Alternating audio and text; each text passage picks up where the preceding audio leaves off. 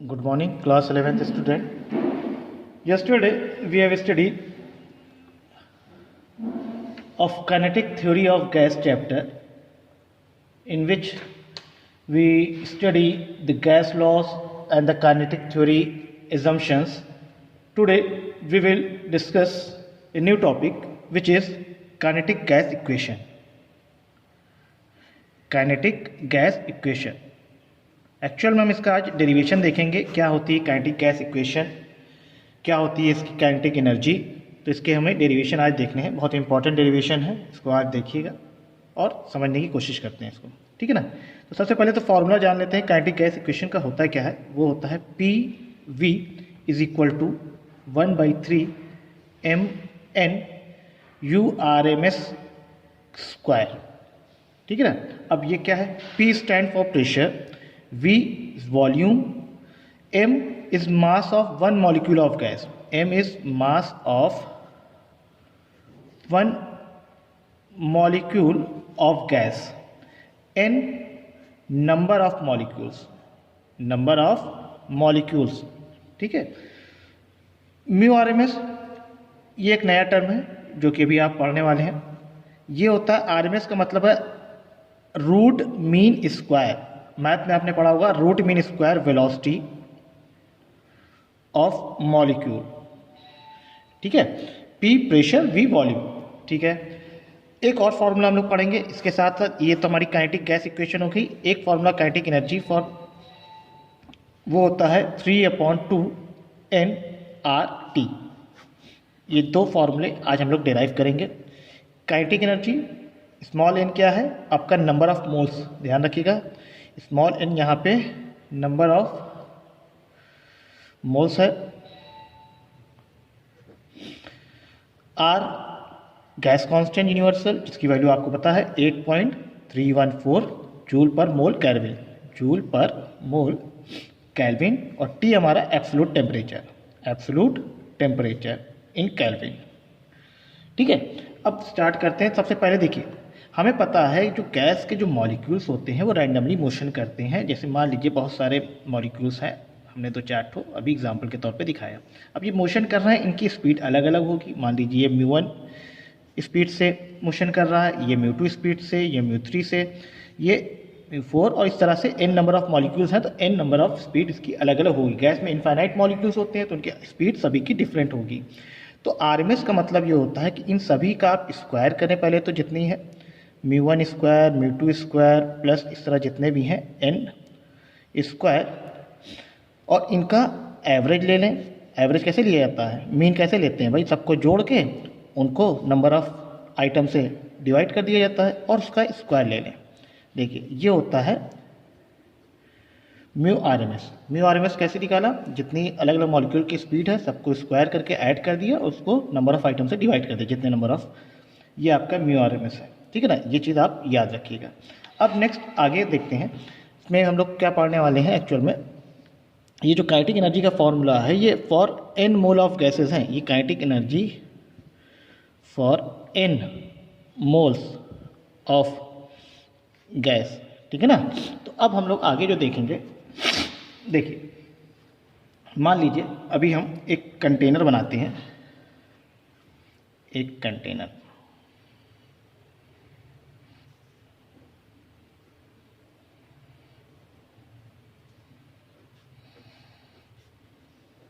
और यहाँ पे हम एक मॉलिक्यूल्स लेते हैं, ठीक है। एक मॉलिक्यूल्स को स्टडी कर रहे हैं। अभी हम लोग केवल एक मॉलिक्यूल को स्टडी कर रहे हैं और ये वॉल, एक इस वॉल को हम लोग कंसीडर कर रहे हैं, ठीक है ना। ये आपकी x एक्सिस है, ये y है, ये हमारे पास z एक्सिस है, ठीक है ना। अब क्या करें, देखिए अब आपको ये पता है यहाँ पे n नंबर ऑफ मॉलिक्यूल, लेकिन यहाँ पे हम केवल एक मॉलिक्यूल की स्टडी कर रहे हैं। तो m हमारा यहाँ पे क्या है, m हम लोग यहाँ पे कंसीडर कर रहे हैं मास ऑफ वन मॉलिक्यूल, ठीक है ना। अब ये हम लोग इस डायरेक्शन में जाएगा, मान लीजिए ये तो रैंडम मोशन कर रहा है, ये इस वॉल से इस डायरेक्शन में, एक डायरेक्शन में कंटेन मतलब जो है टकराएगा, कोलाइड करेगा। तो अभी जो हम डायरेक्शन कंसीडर कर रहे हैं केवल एक्स डायरेक्शन को कंसीडर कर रहे हैं कि जो मॉलिक्यूल है वो एक्स डायरेक्शन में जाके कोलाइड कर रहा है, ठीक है ना। जैसे मान लीजिए एक मॉलिक्यूल, हमने इसको अलग से दिखा दे रहे हैं, ये आपका इस डायरेक्शन में जाएगा, और ये मान लीजिए एक जो हमने वॉल दिखाई है, ठीक है। अब ये x डायरेक्शन में तो इसकी स्पीड म्यू x1, एक मॉलिक्यूल लेना है तो ये ले लिया। अब होगा क्या, देखिए हमें पता है कि ये तो मोशन इसका रैंडमली होता है, कहीं पे भी ये मूव कर सकता है, तो हम लोग मानते हैं कि इसकी प्रोबेबिलिटी जो होती है x और y और z तीनों डायरेक्शन में जाने की बराबर होती है। तो हम अभी यहाँ पे x डायरेक्शन को कंसिडर कर रहे हैं, ठीक है ना, x डायरेक्शन कंसिडर कर रहे हैं, ध्यान रखिएगा।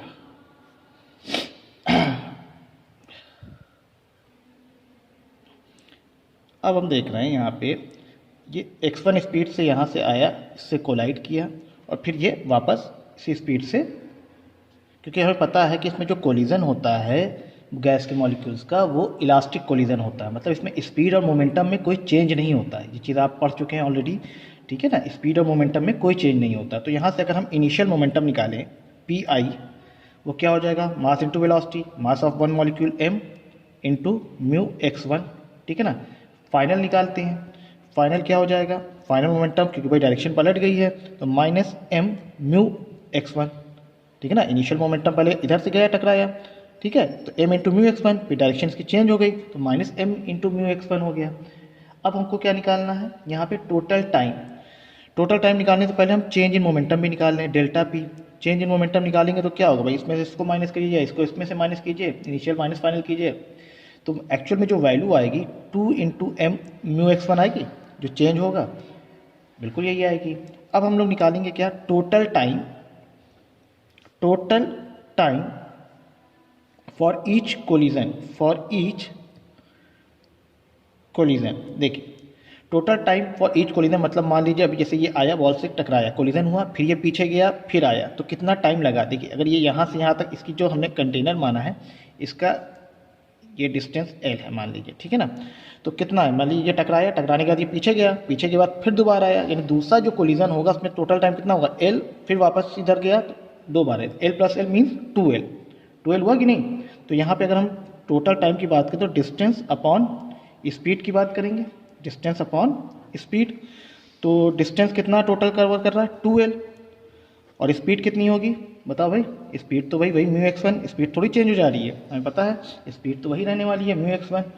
अब क्या निकालेंगे, हम निकालेंगे force exerted on wall, force exerted on wall by one molecule, by one molecule due to one collision, due to one collision. तो भाई फोर्स निकालेंगे कैसे, फोर्स का फॉर्मूला पता है, delta P upon delta T. Delta P की value हमें पता होगी कितनी, 2m म्यू x1 अपॉन, और यहाँ पे टाइम की वैल्यू में डेल्टा टी, टोटल टाइम कितना हो रहा है यहाँ पे 2l अपॉन म्यू x1, सही ना। यहाँ से 2 से 2 कैंसिल हो जाएगा और ये म्यू x1 ऊपर चला जाएगा, तो फोर्स का फॉर्मूला हमें मिला m upon l mu x1 square. Clear है यहाँ तक, ठीक है, यहाँ तक तो ठीक है। अब हम चाहते हैं म्यू x1 को लिखना चाहते हैं म्यू 1 के टर्म में, म्यू x1 को हम लिखना चाहते हैं, we can write mu x1 is in term of mu 1। तो हमें म्यू के बारे में पता है, हमने फॉर्मूला म्यू के बराबर लिखा था, याद कीजिए जब हम एजम्पशन बता रहे थे, तो म्यू x आई कैप प्लस म्यू वाई जे कैप प्लस म्यू जेड के कैप लिखा था। फिर हमने क्या किया था, इसका स्क्वायर किया था, इसका मैग्नीट्यूड लेके स्क्वायर किया था, तो फॉर्मूला जो हमारा आया था वो क्या आया था, mu X square plus mu Y square plus mu Z square. फिर हमने कहा सभी की प्रोबेबिलिटी सेम, हम एक्स डायरेक्शन में कंसीडर कर रहे हैं, तो ये म्यू स्क्वायर बराबर हो जाएगा क्या, 3 म्यू एक्स स्क्वायर, क्योंकि एक्स डायरेक्शन कंसीडर करें तो म्यू वाई भी एक्स हो जाएगा और म्यू जेड भी म्यू एक्स के बराबर हो जाएगा। तो हम यहाँ म्यू 1 एक मॉलिक्यूल कंसीडर कर रहे हैं, तो ये म्यू 1 हो सकता है, तो म्यू एक्स स्क्वायर बराबर हम क्या लिख सकते हैं, 1/3 म्यू 1 स्क्वायर लिख सकते हैं, बिल्कुल लिख सकते हैं। तो यहाँ पे ये चीज़ हम लोग म्यू एक्स स्क्वायर की जगह वैल्यू पुट कर देते हैं, म्यू एक्स बराबर 1/3 म्यू नॉट स्क्वायर। तो यहाँ से f इज इक्वल टू हो जाएगा m/l, म्यू एक्स स्क्वायर की जगह क्या लिख देंगे 1/3 म्यू 1 स्क्वायर। तो यहाँ से हमें फॉर्मूला मिला f is equal to m/3l mu 1 square. ठीक, ये हमारा जो force exerted by one molecule due to one collision, ये हमें फॉर्मूला मिला। अब हम क्या करेंगे, अब हम लोग निकालेंगे force due to n molecules. ये तो अभी वन मॉलिक्यूल्स के लिए निकला है, अब हम लोग n नंबर ऑफ मॉलिक्यूल्स के लिए निकालेंगे। ठीक है, तो n नंबर ऑफ मॉलिक्यूल्स निकालने के लिए क्या करेंगे भाई, फोर्स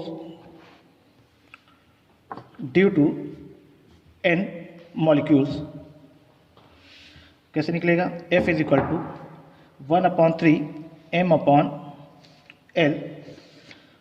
देखिए ये फॉर्मूला क्या था, m/3L μ1² था, ये n के लिए 1 मॉलिक्यूल के लिए था, तो m/3L रखेंगे और यहाँ पे हम लोग n के लिए क्या करेंगे, μ1² प्लस μ2² प्लस μn²।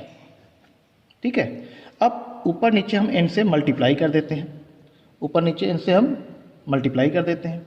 अब आप इस टर्म को देखिए गौर से, ये टर्म आपको क्या याद आ रहा है, ये हमने एक μRMS वैल्यू पढ़ी है अभी शुरुआत में ही, तो 1/3 m/L, ये n इधर आ जाएगा और ये पूरा टर्म क्या है, ये एक्चुअल में μRMS² है।